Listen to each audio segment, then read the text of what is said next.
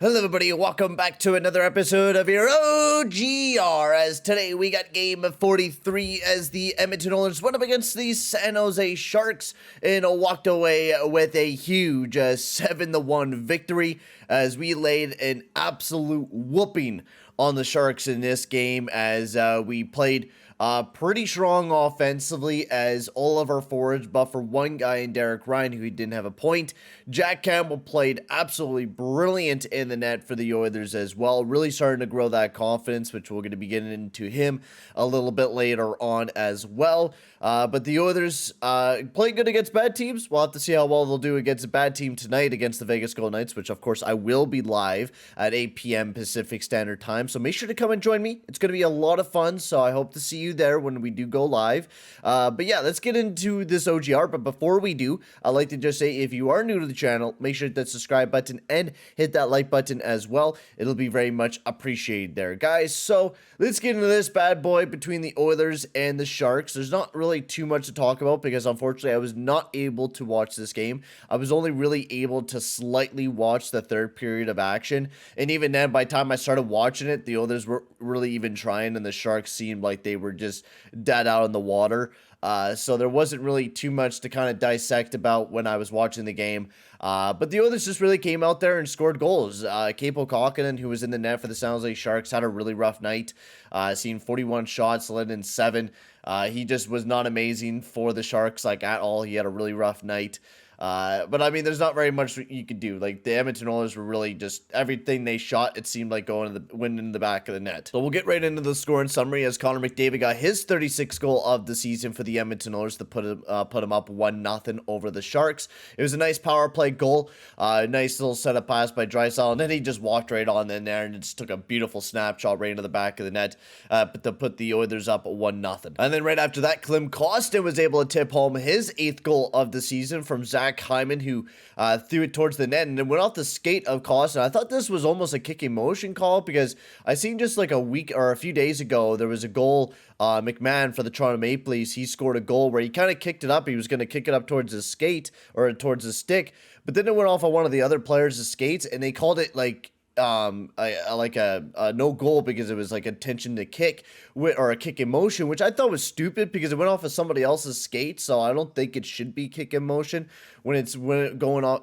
It makes no sense to me why that was called a no goal. But besides that, Klim Kostin got one off his boot, and Vincent Desharnais got his first career point with this assist on this goal as well, as Klim Kostin continues to rack up the goals this year for the Edmonton Oilers, already at 8 points or 8 goals so far this year. 12 points in 28 games for the guy. He's already making a career high already this year in goals, almost assists, and points already. Last year, he only had 9 points, which was his career high last year. This year, he's at 12. So Klim Kostin looking quite good for the Edmonton Oilers and has been playing really good over the last few games. I'm excited to see if he can continue playing really well and just continue to be a really nice depth piece for the Edmonton Oilers moving forward. Then Connor McDavid got his 37th goal of the season for the Edmonton Oilers on the power play. I don't exactly remember how this goal was scored because I don't remember all the goals, unfortunately, that were scored throughout the night.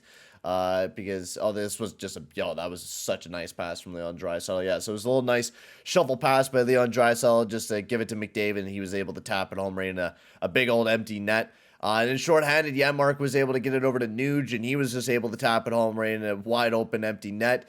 And then Leon Draisaitl got his 24th goal of the season. Don't exactly remember how this one was scored, but then Jesse Puljujärvi was able to shovel home his 4th goal of the season as well by a nice pass by Nuge.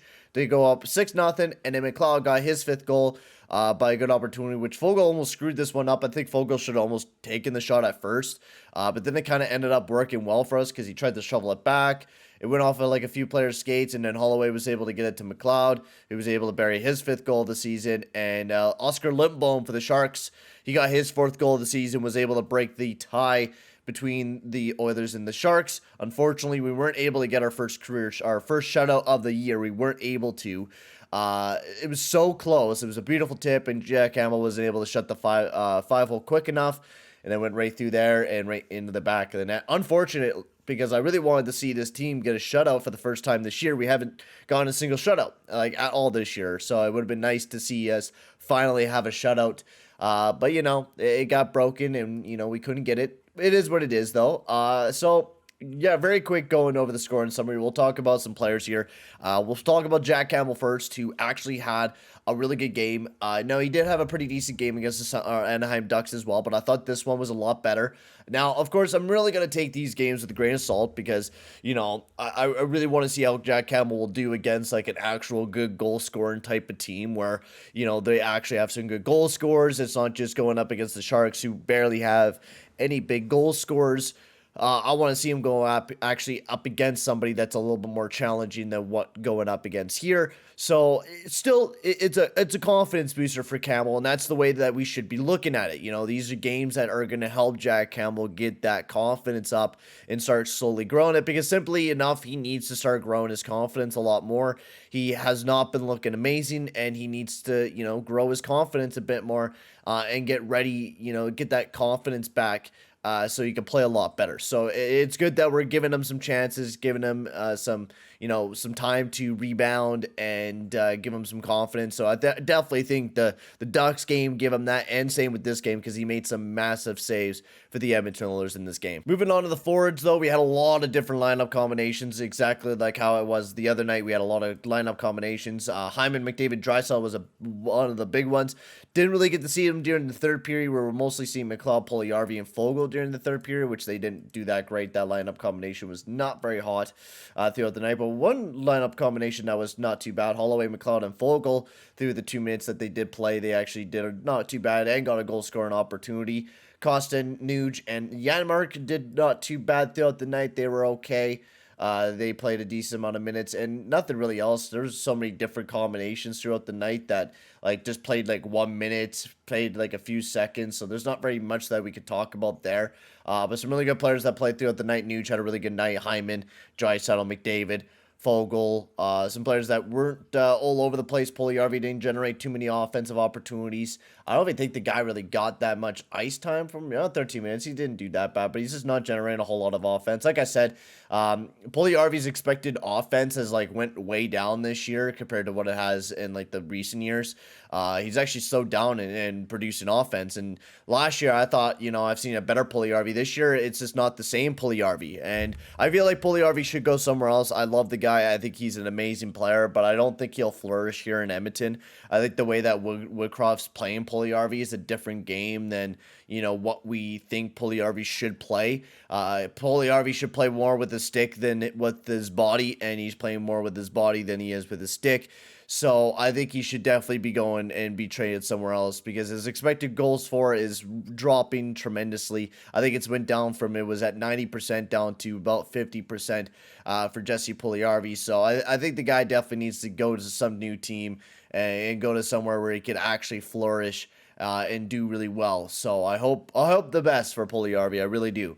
But moving forward, we'll get into the defensive pairings, which Nurse and Ceci had an alright night. They really didn't do too much. They didn't really generate a whole lot of offense, nor really, they played alright defensively, but they didn't really give up any opportunities. Broberg, Bouchard, once again, just having another amazing night. They've been an incredible defensive pairing for this team. Just probably one of our best defensive pairings.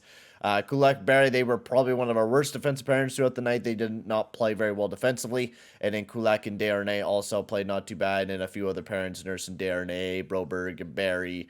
Didn't play that bad, but yeah. So that's about it for that. Yeah, I think that's really about it that I got to talk about here with this game between the Sharks and the Oilers. Not a whole lot to talk about for me, especially since I wasn't able to watch the game, but it's also a game that we're going up against a bottom feeder team in the San Jose Sharks, which for me, it's like not that huge of a victory. Of course, we're getting 2 points out of these games, right? We got 4 points overall out of the Ducks and the Sharks, but in the end, like the biggest game that we got is tomorrow night going up against the Vegas Golden Knights, or tonight. That's the biggest game to me. This is a massive game for me that I think we should win here tonight. We definitely need to win this game here tonight, so we'll have to see how well we do. I will be live for it at 8 p.m. Pacific time for Saturday Night Hockey, baby. Edmonton Oilers versus the Vegas Golden Knights. I hope to see you there. It's going to be a lot of fun. Hope the Oilers kick some ass. If not, then that's going to suck. But for right now, guys, I'm going to end the video here. Thank you very much for watching, boys, and I'll see you guys all in the next one. Adios, amigos.